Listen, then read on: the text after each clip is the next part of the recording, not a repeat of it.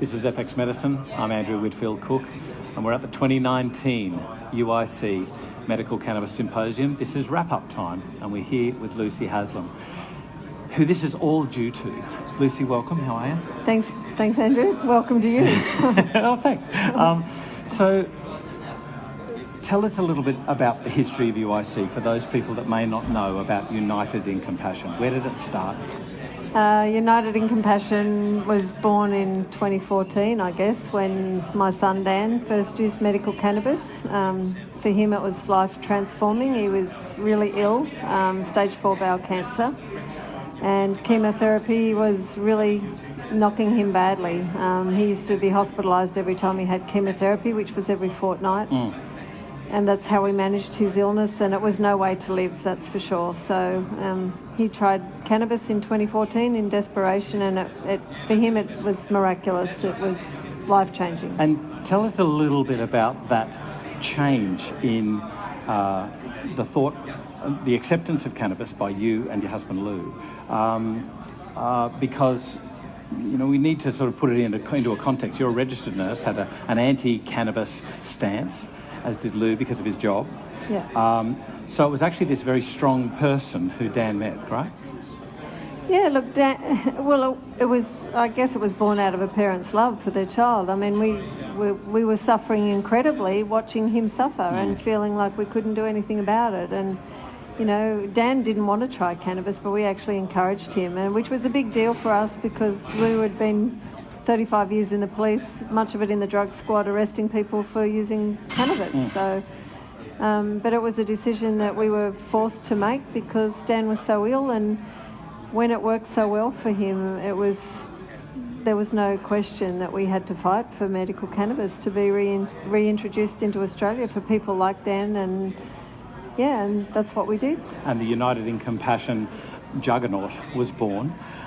Started from meagre beginnings, but now it's really a force for not just information and research, but lobbying as well. So we've now wrapped up the 2019 Symposium. How's that been for you? What evolutions have you seen since the first Symposium to now? Look, I think in 2014 when we did the first one, there was not public awareness around it. It was still very much something that you actually were uncomfortable to speak about. Back then we had code words for cannabis. Wow. When we were talking about, I was effectively a criminal buying it on the black market to give to Dan, who was a criminal for using it. And we used to talk about it like, I'm just going to go and pick up the laundry, and it seems bizarre now, but that was the situation back then. So it very quickly became a conversation that you could have around the breakfast table with your children in a context other than the harms of recreational cannabis. Yeah. It became something that you could talk about for its therapeutic uses. And Australia, we're an island, but we're also part of the world, and this is a phenomenon that's happening around the world. So we got swept up in that. People know so much more about cannabis because of the internet, and sick people go looking for answers, particularly when traditional treatments are failing them. They go searching. And so just as Dan and I sort of hit Dr. Google, everybody else around the world is doing the same thing. And many people are coming up with, seeing anecdote after anecdote after anecdote about people who are using cannabis successfully. So we began the conversation, and then the conversation became really a large roar, I suppose. It was kind of a bit of a tidal wave, and we were able to bring other people on that journey with us, like politicians and decision makers, and very quickly we gathered momentum, and I guess then we entered another phase where other people caught up, people that were asleep at the wheel, and I'm going to say it now, but people like the pharmaceutical industry. And once they realised what was happening, then all of a sudden, the brakes got put on, and and in a sense we went backwards because more people had this awareness of cannabis, and more people had begun to use it and were having success with it. At the same time, it was becoming legalised, yet at the same time it was becoming more difficult to get. So it's kind of been a weird journey. So this is actually, I think we're entering a new phase now. Like I used to be, well, I think I've always been polite and respectful, and I appreciate the importance of science and all of that, but I also appreciate the importance of human rights. And we are now at the point where this is a human rights issue, where we have this incredible plant that can do so much for people, people that are suffering, and there are people that are actively trying to stop that. That doesn't sit well with me, and I promised Dan I would try and see his legacy through, and I think he would not be happy to rest at the moment, so we'll push on. This event, I think, whilst I'm incredibly tired, I'm also reinvigorated, and there's so much more support now. There's an industry that's growing. We've got all sort of sides of the cannabis debate starting to talk to each other. There used to be a lot of antagonism within the medical cannabis community. Right. From the hippie movement, the recreational users, with industry, and here we are today. We've all been together. We're all actually, I think, starting to get back onto the same page, which is about patients. And I just think whatever works for patients, there needs to be choice. If you want a medication that comes out of a bottle with a clearly identified label, and you know where it's come from, you know exactly what's in it, then that's your right to have that. If you want something that you've grown in your garden, well, I think you should be able to have that too. But at the moment, we're not really looking after anybody in this debate, except perhaps the pharmaceutical industry. You were talking about evolution in patient access and sort of acceptability. You no longer have to use code words. Sadly, though, you're getting people like a young lady here with Crohn's whose family was criminalised because of their need, their drive to help their daughters, both with devastating gut conditions. So I guess there's two things here to which way do you want to go, but one of them is there's sort of, as you say, one step forward, two steps back, or two steps forward, one step back. Let's be positive. And yet we were speaking, I think was it earlier today or yesterday, and we said this is probably going to be the biggest hashtag I told you so in medical history. Yeah. So where do you see this heading, and when? Where do you see, how long do you think we've got before it's just made accessible? Look, the resistance has changed. The resistance is not at the public level. The resistance is at the doctor level. It's at the peak body level. It's at the bureaucrat level.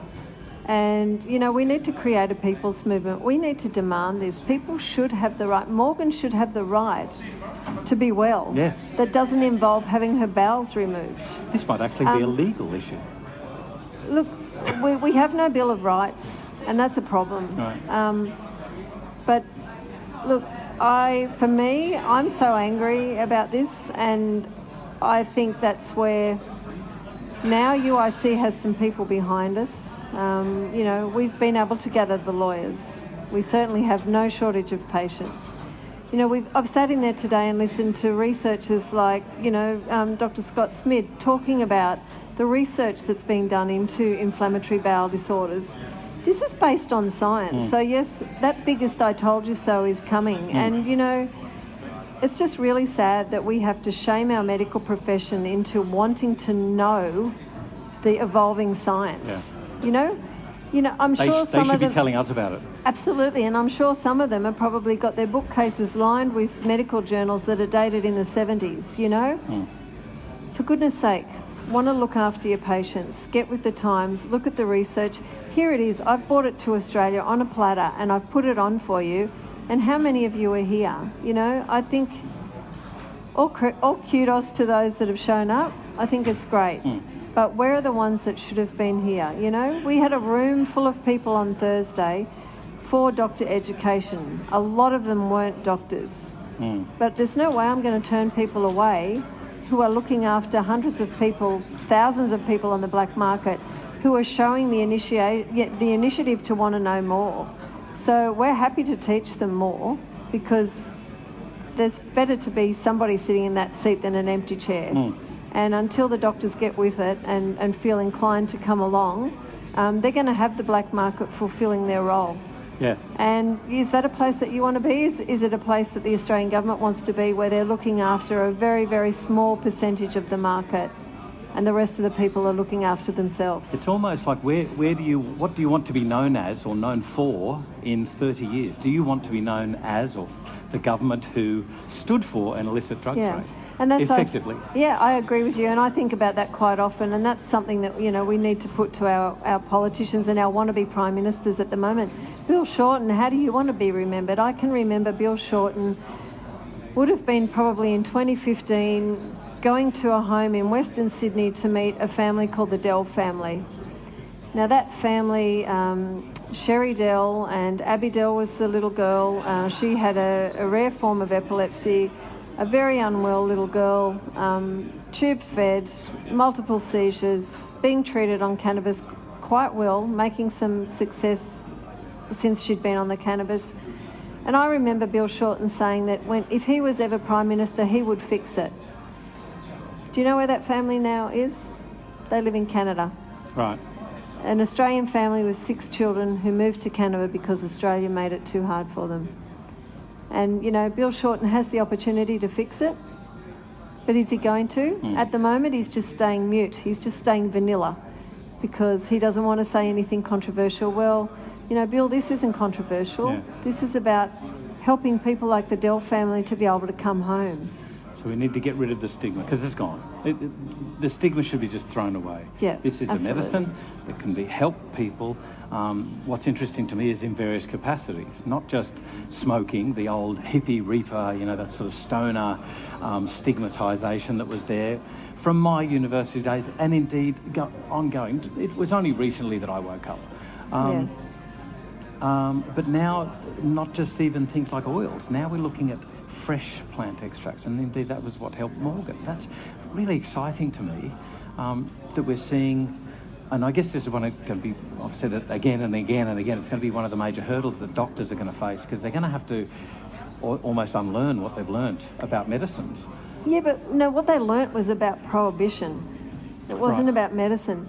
This was in the pharmacopoeia of Australian doctors up until the 50s.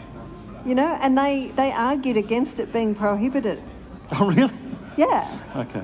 So, they've been sucked into the whole reefer madness bullshit. Yeah, machine. Like we all have. But at this point in time, they need the desire to learn. And surely that's got to be born out of a doctor's desire to look after his patient. And what I keep saying is your patients are doing it anyway. Yes. So for God's sake, don't you want to make them safe? Don't you want to supervise them? Don't you want to know what they're ingesting and help them on that journey instead of sending them from the room and saying, we don't do that here? Indeed, that's creating an unsafe medical environment. Absolutely. So doesn't gel. Not to mention the trauma that you're adding to an already sick patient. That whole deal about being a criminal for wanting to look after your loved one because they're sick, or wanting to take something to relieve your suffering and being criminalised for it. I mean, we lived that. That was really scary. That was, that kept us awake at night. And, that's an unnecessary mental health issue that you're putting on patients unnecessarily. For God's sake, it's time to decriminalise this. Lucy Haslam, I've got such admiration for you and Lou and Dan. I stand with Dan. Thanks so much for you, for United in Compassion, just the drive that you're providing for, for patients to become well. Well done. Thank you. This is FX Medicine. I'm Andrew Whitfield Cook.